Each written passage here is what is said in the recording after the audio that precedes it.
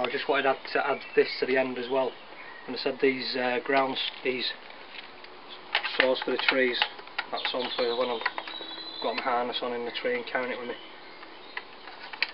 The reason these fellas aren't designed for the ground is, I'll show you why.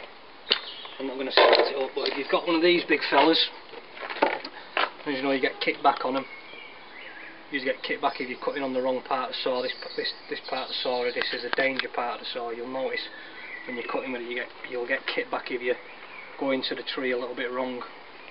Inexperienced guys or people that buy them from DIY shops and, you know, think they're kick-ass lumberjacks.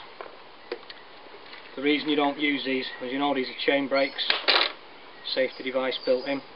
You're cutting and something happens and it kicks. On this, your handle's on this, so as it kicks up, it hits the brake, that stops. You never cut directly in front of you, because that can happen, and your brake might not go on, and you're going to lose an arm, and it does happen. Okay, you should stand to the side when you're cutting, right, chain brake off, and if it kicks, it's not going to get your arm, okay. Another thing what can happen is when you're cutting in front, if you cut in front of you like that, it can come up, and Mr. Novice at home, you don't wear helmets like us guys do when we're cutting, it'll go straight in your head. There has been an incident a couple of years back over in the UK where a guy was up a set of ladders cutting, and his wife was holding the ladders, and he chopped her head off and it came off. So that's safety device in these. That's what they're there for.